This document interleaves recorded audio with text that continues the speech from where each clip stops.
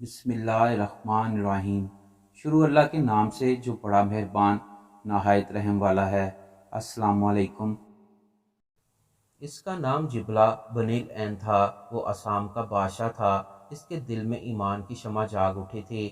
اس نے اسلام لانے کے بارے میں سنا، اس پر غور و فکر کیا، پھر اسلام قبول کر لیا۔ یہ سیدنا عمر فاروق رضی اللہ تعالیٰ عنہ کے دور کی بات ہے۔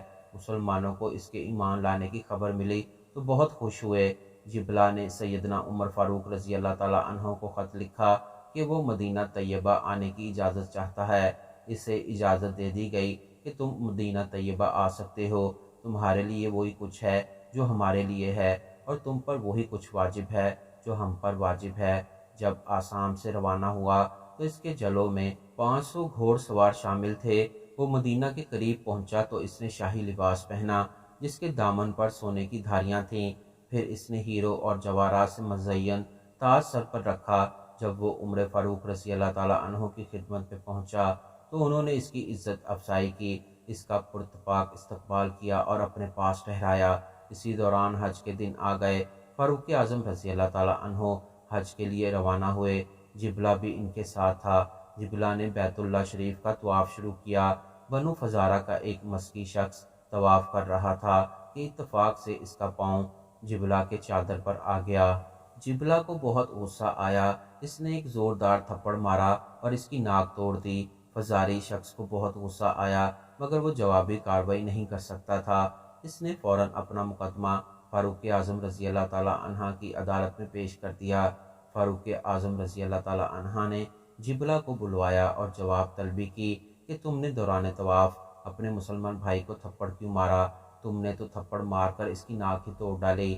جبلہ نے بڑے غرور سے کہا کہ اس نے میری چادر کو اپنے پاؤں تلے مسل دیا۔ اس کی یہ مجال، اگر مجھے مقدس گھر کی حرمت اور عزت کی پرواہ نہ ہوتی تو میں اس کی گردن اڑا دیتا۔ فاروق اعظم رضی اللہ تعالیٰ عنہ نے فرمایا، تم نے اپنی غلطی کا اعتراف کر لیا ہے کہ تم نے واقعی اسے تھپڑ مارا ہے۔ اب تمہاری نجات کے لیے ایک ہی حل ہے کہ کسی طریقے سے اسے راضی کرو، ورنہ جبلہ کے وہم و گمان میں بھی نہ آ سکتا تھا کہ اس سے بھی بدلہ لیا جا سکتا ہے۔ اس نے فوراً پوچھا، ورنہ کیا ہوگا؟ ارشاد ہوا کہ اس فزاری سے کہا جائے گا کہ وہ آگے بڑھے اور تمہارے منہ پر بھی ویسا ہی زوردار تھپڑ مار کر اپنا بدلہ لے لے۔ جبلہ کہنے لگا، اچھا تو کیا وہ مجھ سے بدلہ لے لے گا؟ میں ایک بادشاہ ہوں اور وہ ایک ادنا سا حیثیت والا آدمی۔ فاروق اعظم رضی اللہ تعالیٰ عنہ نے فرمایا، اسلام نے سب کو برابر کے حقوق دیے ہیں اور تم دونوں برابر ہو۔ اسلام کی نظر میں اعلیٰ شخص وہ ہے جو تقوی کے لحاظ سے بہتر ہے۔ سبحان اللہ، یہ تھا انصاف۔ جبلہ کو اس قسم کے مساوی سلوک کا وہم و گمان نہ تھا۔ اس نے کہا، میں اس صورت میں دوبارہ عیسائی بن جاتا ہوں۔ ارشاد ہوا، جو شخص اپنے دین اسلام سے پھر جائے گا، اسلام کی روح سے اس کی سزا موت ہے۔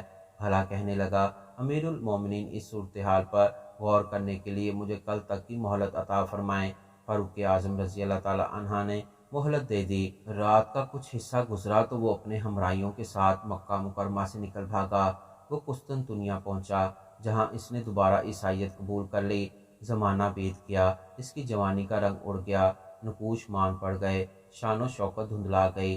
اسے اسلام کے ایام یاد آنے لگے، نماز اور روزے کی لذت بیدار ہونے لگی۔ اسے اسلام چھوڑنے پر ندامت ہوئی۔ زیادہ ندامت اس بات پر ہوئی کہ میں اسلام میں داخل ہونے کے بعد دوبارہ مشرک ہو گیا، اور اس احساس کے باوجود وہ آخری عمر تک اس عیسائیت پر قائم رہا۔